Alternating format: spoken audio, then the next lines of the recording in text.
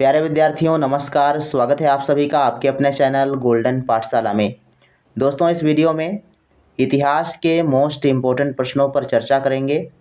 आप सभी की परीक्षा की दृष्टि से इस वीडियो में लिए गए सभी प्रश्न बेहद महत्वपूर्ण हैं और आप सभी के लिए एकदम नए और यूनिक प्रश्न हैं। तो वीडियो को लास्ट तक ज़रूर देखिएगा। साथ ही चैनल पर अगर नए हों तो चैनल को सब्सक्राइब कर लीजिए ताकि हर वीडियो आप तक पहुँचती रहे। तो आइए बच्चों एक बार सभी लोग वीडियो को शेयर कर दीजिए और पहला क्वेश्चन सॉल्व करते हैं। पहला क्वेश्चन बच्चों कह रहा है कि भारतवर्ष नाम सर्वप्रथम किसमें प्राप्त होता है। ऑप्शन है अभिज्ञान शाकुंतलम, अष्टाध्यायी, आचार सूत्र या संहिता गर्ग। तो भारतवर्ष यानी इंडिया का नाम भारतवर्ष सर्वप्रथम किसमें मिलता है। तो इसका बच्चों सही आंसर है ऑप्शन नंबर बी, अष्टाध्यायी में सबसे पहले भारतवर्ष नाम देखने को मिलता है। अगर ये पूछा जाए कि अष्टाध्यायी रचना किसकी है तो पाणिनि की है, ध्यान रखेंगे। नेक्स्ट क्वेश्चन है 2 नंबर, छोटे औजार माइक्रोलिथिक किस काल से संबंधित थे। पाषाण काल, नवपाषाण काल, मध्य पाषाण काल या आद्य पाषाण काल। तो छोटे औजार जिसको माइक्रोलिथिक कहते हैं, ये औजार बच्चों थे मध्य पाषाण काल में। ऑप्शन नंबर इसका सी बिल्कुल सही जवाब है। जिन बच्चों ने सी ऑप्शन दिया है उनका बिल्कुल सही जवाब हो जाएगा। तीसरा प्रश्न है नवपाषाण काल में किसका आविष्कार हुआ था। पहिया, औजार, चित्रकला या वस्त्र। तो पहिए का आविष्कार हुआ था नवपाषाण काल में और पहिए के आविष्कार के बाद मानव ने जो है महत्वपूर्ण कार्य किए थे अपने जीवन को, अपनी सभ्यता को विकसित करने के लिए। तो ए ऑप्शन इसका सही जवाब हो जाएगा। 4 नंबर क्वेश्चन है, बहुत ही ध्यानपूर्वक पढ़िएगा। उत्तर प्रदेश के बेलन घाटी में स्थित कोल्डिहवा नामक स्थान से किस अनाज के कृषि के साक्ष्य मिले हैं। यानी कि कोल्डिहवा से किस कृषि के साक्ष्य मिले हैं, जौ, ज्वार, चावल या गेहूँ। तो बच्चों यहाँ से मिले हैं चावल के साक्ष्य। ऑप्शन नंबर सी इसका बिल्कुल सही जवाब हो जाएगा। क्वेश्चन नंबर 5 है, नवपाषाण काल का पुरातत्व स्थल चिरांद स्थित है मध्य प्रदेश में, केरल में, कर्नाटक में या बिहार में। तो चिरांद बच्चों स्थित है बिहार में। ऑप्शन नंबर डी इसका बिल्कुल सही जवाब है। 6 नंबर प्रश्न है, सर्वप्रथम कृषि के साक्ष्य कहाँ से प्राप्त होते हैं। लोथल, आमरी, मेहरगढ़ या गुफराल। तो इसका बच्चों सही आंसर है 6 नंबर क्वेश्चन में राइट आंसर हो जाएगा ऑप्शन नंबर सी, मेहरगढ़ से सबसे पहले कृषि के साक्ष्य मिले थे। तो इसका बच्चों राइट आंसर सी ऑप्शन हो जाएगा। 7 नंबर क्वेश्चन आपकी स्क्रीन पर दिया गया है, हड़प्पा संस्कृति की जानकारी का प्रमुख स्रोत क्या है। शिलालेख, पक्की मिट्टी की मोहरों पर अंकित लेख, पुरातात्विक खुदाई या उपरोक्त सभी। तो हड़प्पा संस्कृति की जानकारी हमको कैसे हुई, मोहनजोदड़ो हमको कैसे जानकारी हुई। तो ये बच्चों पुरातात्विक खुदाई से जो है हमको जानकारी हुई है। ऑप्शन नंबर सी इसका बच्चों बिल्कुल सही जवाब हो जाएगा। चलिए नेक्स्ट क्वेश्चन है 8 नंबर, कमेंट कीजिए राइट आंसर इसका क्या होगा। हड़प्पा स्थल की खुदाई वर्ष 1921 में किसके नेतृत्व में की गई थी। राखाल दास बनर्जी, दयाराम साहनी, रंगनाथ राव या यज्ञदत्त शर्मा। तो हड़प्पा स्थल की खुदाई बच्चों हुई थी दयाराम साहनी के नेतृत्व में। ऑप्शन नंबर बी आपको ध्यान रखना है। इसके अलावा आप लोग याद रखिए हदमोरा, ये ट्रिक है हदमोरा। तो हदमोरा का मतलब क्या है, हा से हड़प्पा, दा से दयाराम साहनी। तो हड़प्पा सभ्यता की खुदाई दयाराम साहनी ने करवाई थी। मोरा, मो का मतलब है मोहनजोदड़ो, रा का मतलब है राखाल दास बनर्जी। तो मोहनजोदड़ो की खुदाई राखाल दास बनर्जी ने करवाई थी। तो इस प्रकार से आप रिलेट करके याद कर सकते हो। इसके बाद क्वेश्चन नंबर 9 है, मोहनजोदड़ो से प्राप्त एक मुहर पर किसकी मूर्ति उत्कीर्ण है। वैष्णव विष्णु, पशुपति शिव, शाक्त देवी या गणपति। तो इसका बच्चों सही आंसर है option number B, Pashupati Shiv की जो है मूर्ति उत्कीर्ण है, बनी हुई है। 10 नंबर प्रश्न है, सिंधु घाटी सभ्यता के लोगों ने सबसे पहले किस फसल की पैदावार की थी। जौ, चावल, कपास या गेहूँ। तो सिंधु घाटी सभ्यता जो है आपने मोहनजोदड़ो मोहनजोदड़ो अगर आपने मूवी देखा होगा तो उसमें बच्चों देखा गया सबसे ज़्यादा कपास की खेती होती, कपास का जो है लेन देन ज़्यादा दिखाया गया है। तो कपास की बच्चों सबसे पहले खेती हुई थी, तो इसका ऑप्शन नंबर सी सही हो जाएगा, कपास। चलिए नेक्स्ट क्वेश्चन करते हैं। 11 नंबर प्रश्न है, मेसोपोटामिया सभ्यता की बेलनाकार मोहरें किस स्थल से प्राप्त हुई हैं? चहुंदड़ो, कालीबंगा, लोथल या हड़प्पा? तो मेसोपोटामिया के लोग जो है विदेशी व्यापार किया करते थे और यही कारण है कि हमको कालीबंगा से मेसोपोटामिया सभ्यता की बेलनाकार मोहरें प्राप्त हुई हैं। तो इससे जानकारी मिलती है कि जो मेसोपोटामिया के लोग हैं वो सिंधु सभ्यता से व्यापार करते थे और सिंधु सभ्यता के लोग मेसोपोटामिया से व्यापार किया करते थे। तो विदेशी व्यापार की जानकारी हमको इस प्रकार से मिल जाती है। 12 नंबर प्रश्न कहता है कि ऋग्वैदिक समाज में परिवार के मुखिया को क्या कहा जाता था? कुलप, कुटिक, ग्रामीण या क्षेत्रप? तो इसका बच्चों सही आंसर है ऑप्शन नंबर ए, कुलप कहते थे। ऋग्वैदिक काल में जो समाज था उसके मुखिया को कुलप कहा जाता था। और यही जब जो है वैदिक काल की बात करेंगे, प्रश्न आपसे पूछा गया था कि वैदिक काल में ग्राम के मुखिया को क्या कहते थे? तो उस समय ग्राम को ग्रामणी कहते थे, ठीक, ग्राम के मुखिया को। इसके बाद बच्चों प्रश्न संख्या 13 है, सभा, समिति तथा विदथ जनप्रतिनिधि सभाएं किस काल की थीं? ऑप्शन आपके पास दिए गए हैं, वैदिक काल, ऋग्वैदिक काल, उत्तर वैदिक काल या ए और सी दोनों। तो सभा, समिति और विदत ये जो जनप्रतिनिधि संस्थाएं थीं वो किस काल से संबंधित थीं? तो 13 का बच्चों सही आंसर है ऑप्शन नंबर बी, ऋग्वैदिक काल की ये जो है संस्थाएं थीं। ऑप्शन नंबर 20 का सही है। 14 नंबर प्रश्न है, ऋग्वेद में पुरंदर किस देवता को संबोधित किया जाता था? पुरंदर के नाम से किस देवता को संबोधित किया जाता था? सूर्य, वरुण, इंद्र या अग्नि? तो पुरंदर कहा जाता है इंद्र को, ऑप्शन नंबर सी सही हो जाएगा। 15 नंबर क्वेश्चन है, ऋग्वेद में प्रगति एवं उत्थान के देवता को क्या कहा जाता था? उषा, विष्णु, मारुत या सोम? तो ऋग्वैदिक काल में उत्थान एवं प्रगति के देवता थे उषा, ऑप्शन नंबर फर्स्ट इसका सही है। 16 नंबर प्रश्न है, कौन से वेद में अनुष्ठानों तथा कर्मकांडों में प्रयुक्त होने वाले श्लोकों तथा मंत्रों का संग्रह है? ऋग्वेद, यजुर्वेद, सामवेद या फिर अथर्ववेद? तो किसमें जो है अनुष्ठान और कर्मकांडों संबंधित श्लोकों का वर्णन किया गया है? तो इसका बच्चों सही आंसर हो जाएगा option number B, Yajurveda. Yajurveda में जो है श्लोकों का वर्णन किया गया है।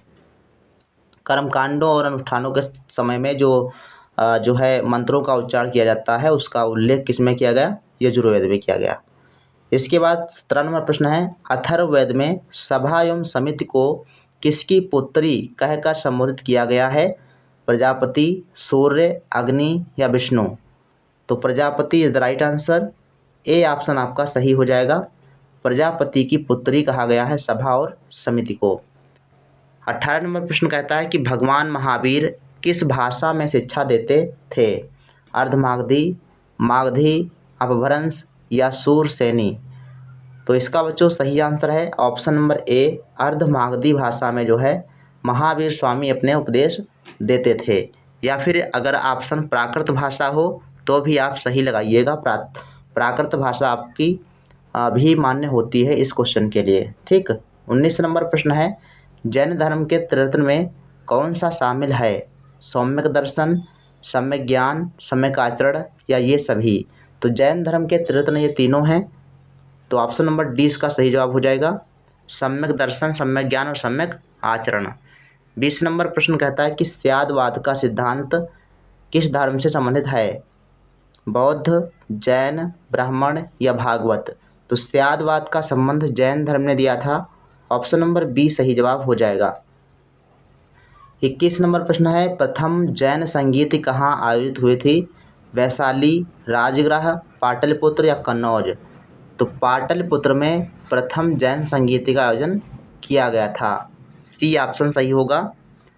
22 नंबर प्रश्न है, जैन धर्म की एकमात्र महिला तीर्थंकर का क्या नाम था?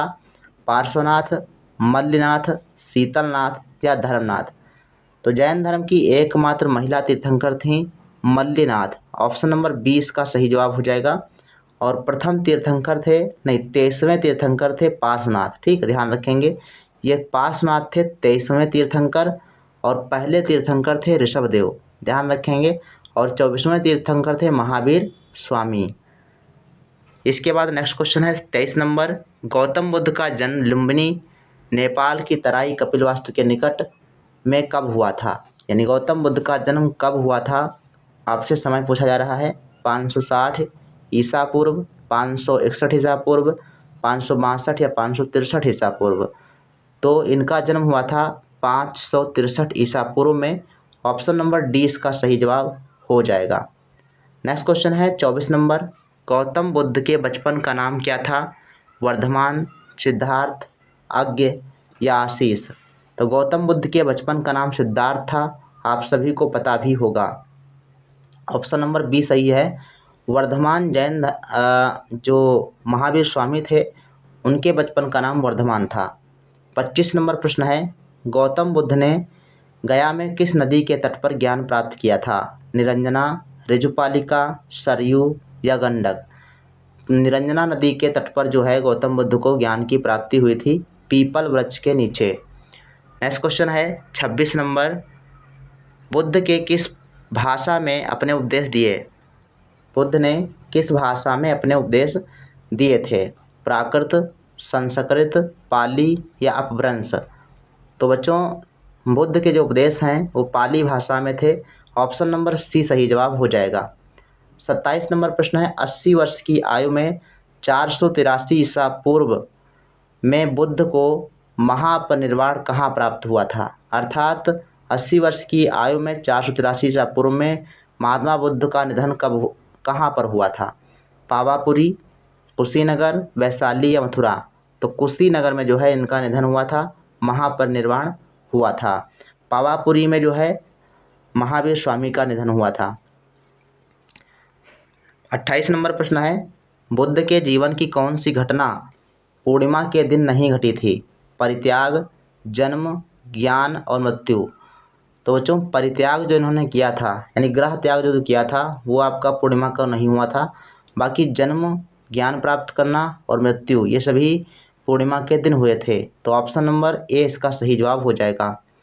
29 नंबर प्रश्न है, प्राचीनतम उपलब्ध बौद्ध स्तूप कहाँ स्थित है? सबसे पुराना बौद्ध स्तूप कहाँ है? अमरावती, सांची, नागार्जुनकोंडा या सारनाथ? तो बच्चों सांची का जो स्तूप है वो सबसे प्राचीन स्तूप है और ये मध्य प्रदेश में स्थित है। 30 नंबर प्रश्न है, दुखों के निवारण हेतु बुद्ध ने किस मार्ग के अनुसरण का सुझाव दिया था? अर्थात बुद्ध ने सांसारिक दुखों को दूर करने के लिए कौन से मार्ग बताए थे? अष्टांगिक मार्ग, धम्म चक्र प्रवर्तन, महाविनिष्क्रमण या ये सभी? तो इसका ऑप्शन नंबर डी सही है बच्चों, ये सभी। 31 नंबर प्रश्न है, प्रमुख 16 महाजनपदों का उल्लेख निम्नलिखित में से किस ग्रंथ से प्राप्त होता है? ये प्रश्न बच्चों 2023 की परीक्षा में पूछा गया था। तो 16 महाजनपदों का उल्लेख बच्चों मिलता है इन सभी ग्रंथों में। अब इन ग्रंथों के आप नाम याद रखेंगे। अंगुत्तर निकाय ये बौद्ध साहित्य है, महावस्तु और भगवती सूत्र। तो भगवती सूत्र ये जैन धर्म का एक प्रमुख ग्रंथ है। तो ऐसे भी प्रश्न आपसे पूछा जा सकता है कि 16 महाजनपदों का उल्लेख जो है किस जैन ग्रंथ में किया गया है? तो भगवती सूत्र में किया गया है। और किस बौद्ध ग्रंथ में किया गया है? तो अंगुत्तर निकाय में किया गया है। अंगुत्तर निकाय ये सुत्त पिटक का एक भाग है, ध्यान रखेंगे। 32 नंबर प्रश्न है, महाजनपदों में केवल एक ही दक्षिण भारत में अवस्थित था यानी स्थित था, वह कौन सा महाजनपद था जो दक्षिण भारत में स्थित था? काशी, गंधार, कंबोज या अस्मक? तो बच्चों अस्मक एक ऐसा महाजनपद था जो दक्षिण भारत में स्थित था। 33 नंबर प्रश्न है, पांचाल महाजनपद की राजधानी का क्या नाम है? बच्चों 2023 की परीक्षा में जो है ये प्रश्न एक इसी से रिलेटेड जो है आया था। तो प्रश्न आपका बन सकता है 16 महाजनपदों से संबंधित एक प्रश्न। तो आप इससे संबंधित हमने एक वीडियो अलग से बनाया हुआ है। अगर आप चैप्टर वाइज प्रश्नों की प्लेलिस्ट देखेंगे तो उसमें आपको मिल जाएगा। तो पांचाल महाजनपद की राजधानी बच्चों अहिच्छत्र थी। ऑप्शन नंबर ए इसका सही जवाब हो जाएगा। 34 नंबर प्रश्न है, मगध साम्राज्य में शिशुनाग वंश के बाद किस वंश का उत्थान हुआ था? नंद वंश, हर्यक वंश, नाग वंश या फिर ये सभी? तो शिशुनाग वंश के बाद नंद वंश का शासन आया था। ऑप्शन नंबर ए सही जवाब हो जाएगा। 35 नंबर प्रश्न कहता है, मौर्य वंश की स्थापना किसने की थी? अशोक, चाणक्य, चंद्रगुप्त मौर्य या बिंदुसार? तो बच्चों मौर्य वंश की स्थापना की थी चंद्रगुप्त मौर्य ने। और किसकी सहायता से की थी? तो चाणक्य की सहायता से मौर्य वंश की स्थापना की थी। तो ये बच्चों 35 प्रश्न हमने इस वीडियो में इस बहुत ही महत्वपूर्ण जो प्राचीन इतिहास से संबंधित प्रश्न थे और इनको कवर किया। नेक्स्ट वीडियो में 36 से लेकर के आगे के प्रश्नों को सॉल्व करेंगे। आप सभी लोग वीडियो को अपने दोस्तों के साथ शेयर कर दीजिए और ये वीडियो आपको कैसा लगा आप सभी लोग अपनी प्रतिक्रिया ज़रूर दीजिएगा। और इसी प्रकार से और वीडियो देखने के लिए चैनल को सब्सक्राइब कर लीजिए ताकि हर वीडियो आप तक पहुंचती रहे। तो मिलते हैं फिर नेक्स्ट वीडियो में, तब तक के लिए धन्यवाद। जय हिंद, वंदे मातरम।